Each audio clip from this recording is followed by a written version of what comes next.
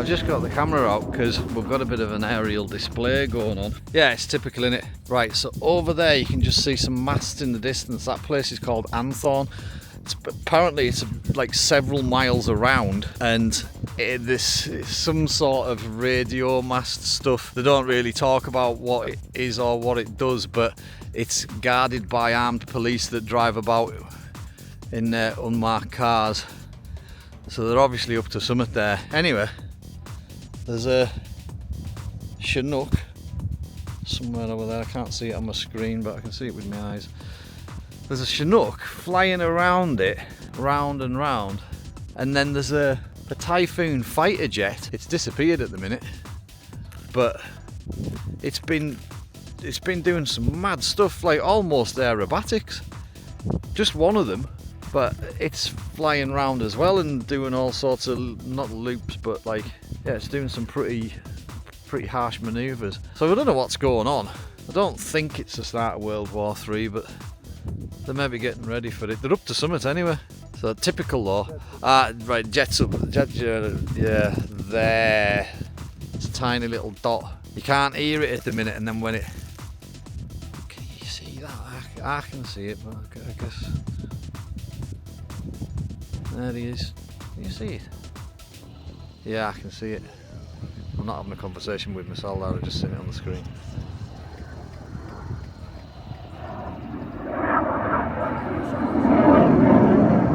And it is loud, like. I'm surprised he hasn't done a tank of fuel yet, because he's been doing this for a while now. It just keeps on like twisting like that and then doing that sort of stuff, and it seems pretty unnecessary, really. But it's obviously something to do with what's going on over at Anthorn with the... Well, I think it is anyway. I don't know, but it's very distracting because we keep on coming out and seeing what it's up to. Right, show you what I've been up to. I've not been filming because I've been sanding.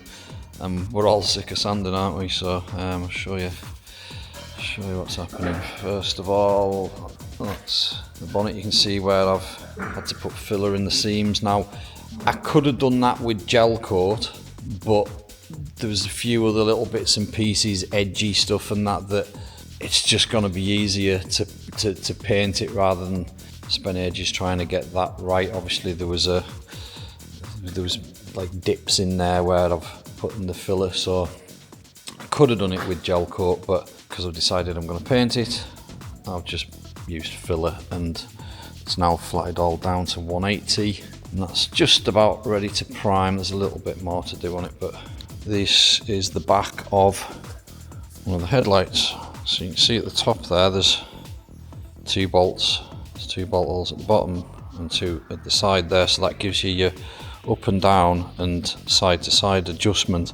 But we need brackets in the bonnet to mount it, so I need 2 hands really, so I can't show you, but I need a bracket at the top, a bracket at the bottom, and one just off there. So I need one there, and one there, and it's essentially a L-shaped bracket. So let's just say the one in the top there needs to come across like that and then down, so that these bolts, so across and down, and then these bolts will fix into that with a spring. The same on the bottom and there, so it's 3 L-shaped brackets. So I had this really good idea, no I didn't, Jonathan had this really good idea of using, I'm going to go and get the lamp again. Yeah, so I was going to make like a straight angle of fiberglass, but Jonathan says, why don't you just use a bucket? Oh, that's a bloody good idea, that. So I'm going to use this as a mould. I've marked there, you can see that line there going around there, that's how deep I need it, and one there as well. So that section there, I'm going to lay a couple of layers of fiberglass up on that, and that will pop off and give us an angle, but also with a radius, so it'll actually fit really nice. You see there, it needs to be bigger than the lamp for the the radius. That's absolutely perfect. So that's what I'm doing, because I want to do the headlight brackets before I go much further with the bonnet, because obviously I need to do it upside down. There's a high risk of scratching whatever I've done there, so there's no point going much further with that until I've done these brackets. So yeah, I'll probably get 1, 2, 3, 4, 5, 6. Probably get enough brackets for 3 lamps out of 1 bucket.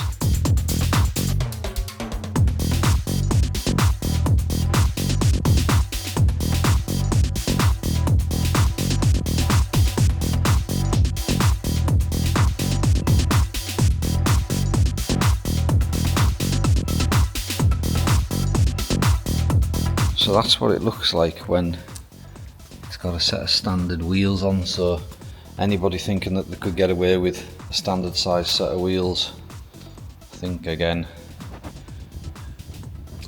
So those are on it because I've dropped my other wheels off at these guys here, Prestige Wheels powder coating specialists.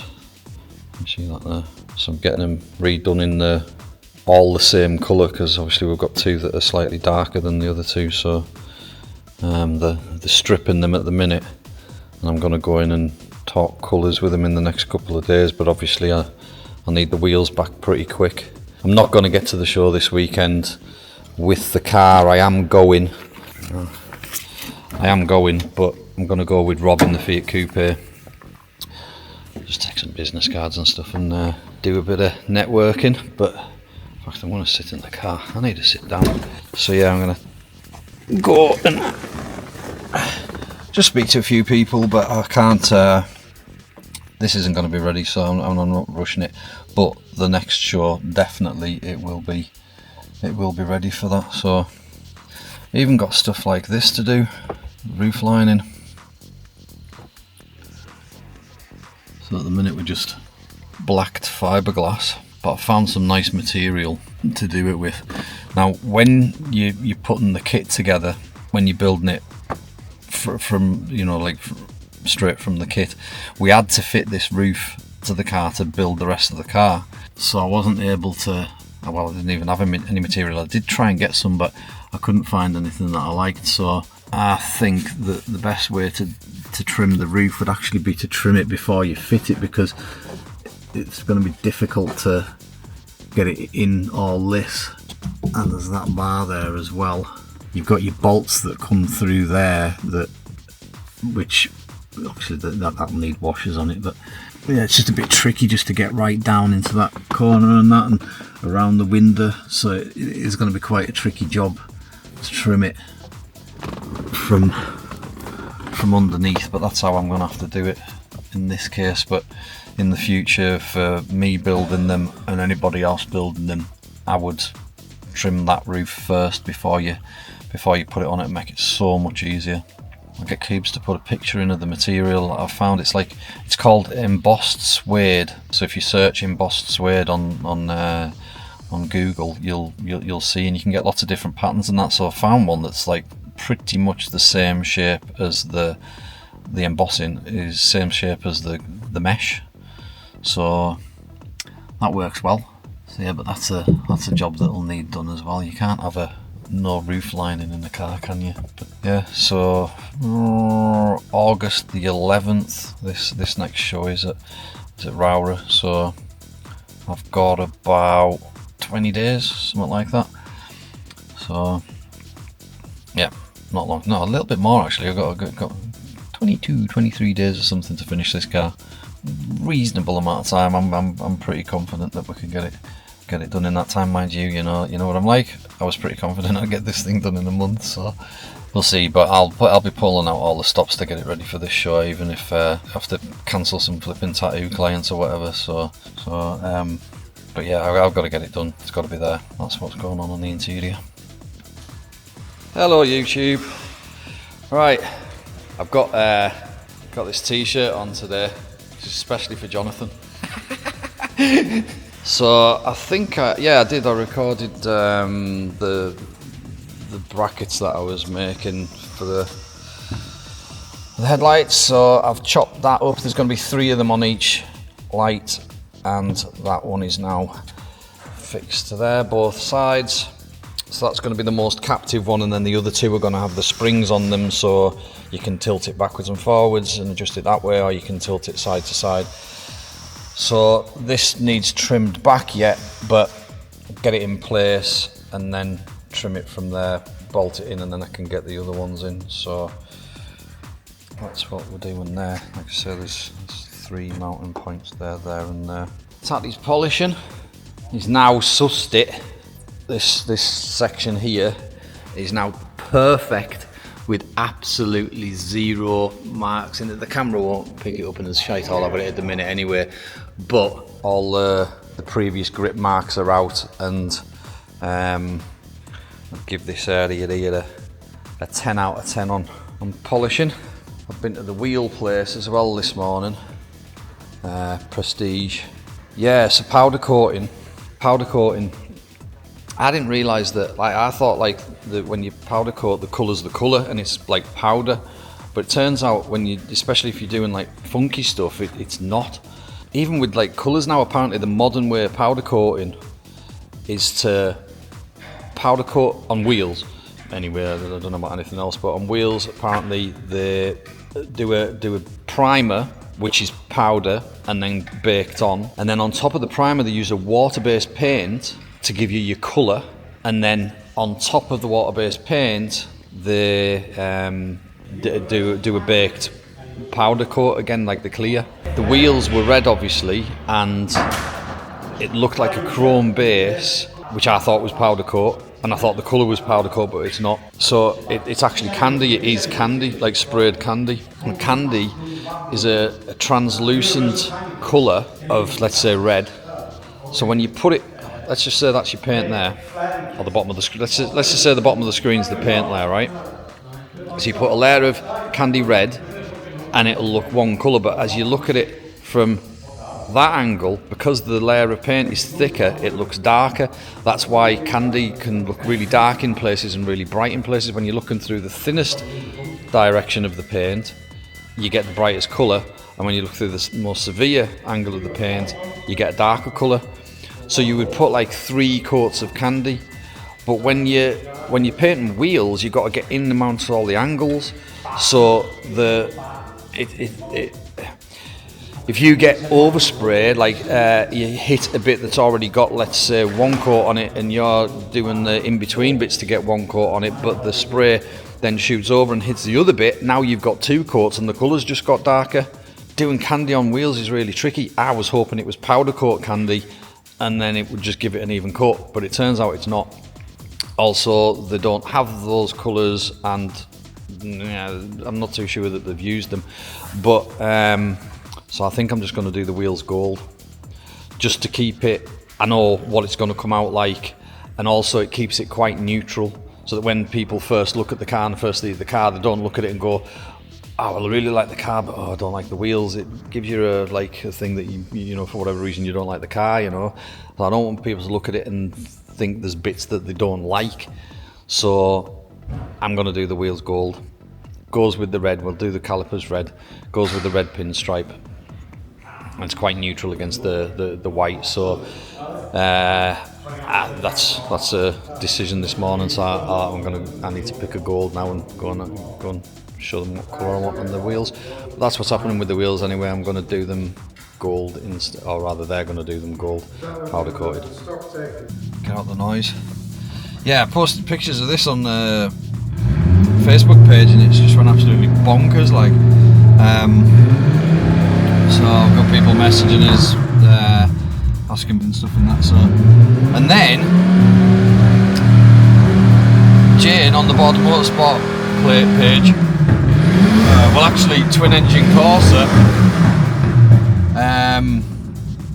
on YouTube and Facebook, has posted pictures looking for one of the Max Power Project cars, and it's a bit of a touchy subject because I was in possession of that car and it got stolen by a lad who worked for us, claimed that I owed him money. I didn't, but claimed that I owed him money, so because that turned it from a legal matter, a criminal matter, into a civil matter, wasn't able to do anything, and the car's still missing. what, 15 years on. So I'm getting tagged in that as well, and like, I could do without it today. I don't even want that shit in my head. So yeah, but, yeah, I just need to switch my phone off, I think. So we just got some gel coat going off. Then I'm gonna have to paint that bumper. It's not this little pinholes, because we've had to flat it down so much. There's little pinholes appeared in the gel coat now. So the surface was fine, but taking the surface off, it's getting into tiny little pinholes in the gel coat. So I've just been doing some repairs on that as well, and then rubbing it. Tatty's rubbed it down, and we're going to paint it. So that's the.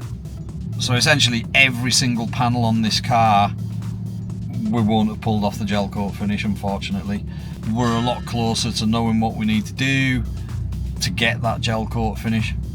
The problem with the bumper and these little pinholes, and in other places where I've seen it as well, when we mix the gel coat, kind of, you know, like whisking it up sort of thing, you know, you're giving it a good stir. That's creating bubbles, and you maybe can't see them on the surface when it's the bit where it's touching the mould and you've painted it up to the mould, but you sand that surface off and you start revealing tiny little pinholes, little air bubbles, which turn into pinholes in the surface. So I think what we're going to have to do to avoid that issue is vacuum the resin once the gel coat once it's mixed. That'll stop it. So, you know, put the tub of mixed resin into a vacuum chamber, that sucks out the bubbles, and then use it onto the mold. So